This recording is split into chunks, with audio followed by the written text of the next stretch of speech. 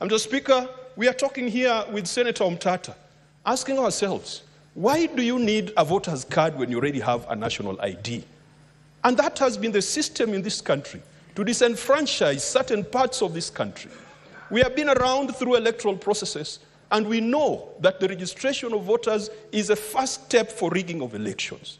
Mr. Speaker, I want to ask the majority and minority leaders that in that motion, that we should push to ensure that in this country, once you have a national ID card, then you can automatically become a voter.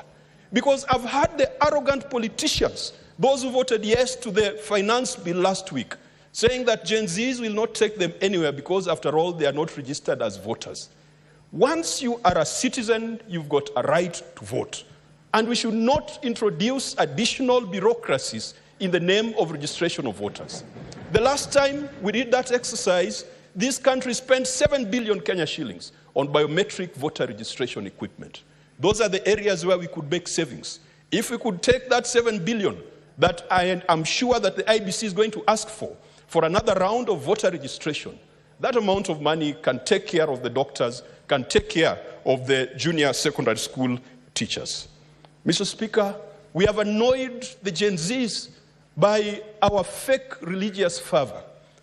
The religious fundamentalism that is in this country, Mr. Speaker, where we go to churches, and then we say that the persons we've vanquished are children of a lesser God, that the victors are the ones who pray to the true God. Today, Gen Zs have told us that the voice of the youth is a voice of God. Mr. Speaker, I've reflected and I've looked at what Wole Soyinka wrote. I think it was Soyinka who wrote The Trouble with Nigeria.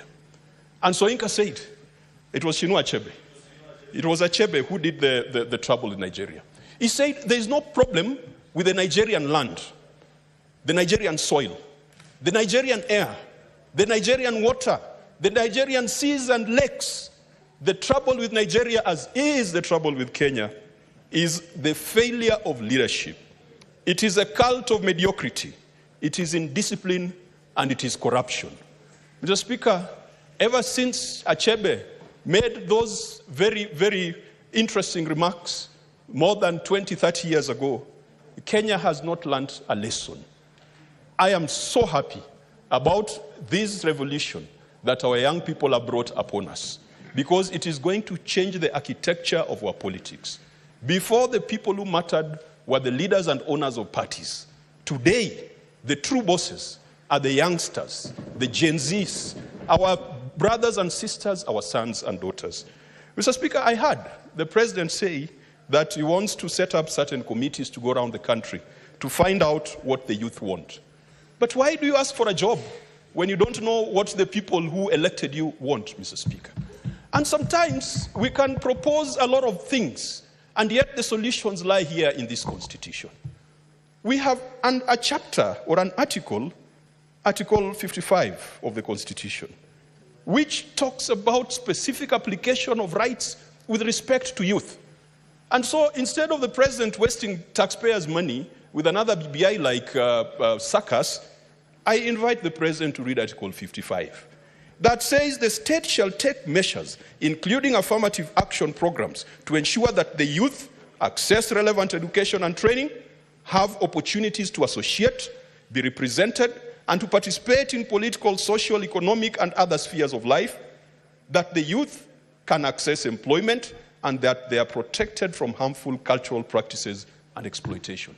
You don't need a committee to go around the country to come and tell you that, because the framers of our Constitution already put it there.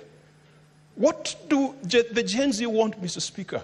The Gen Z wants us to be faithful to this Constitution, especially the Bill of Rights, the rights and fundamental freedoms in this Constitution, which belong to each individual and are not granted by the state.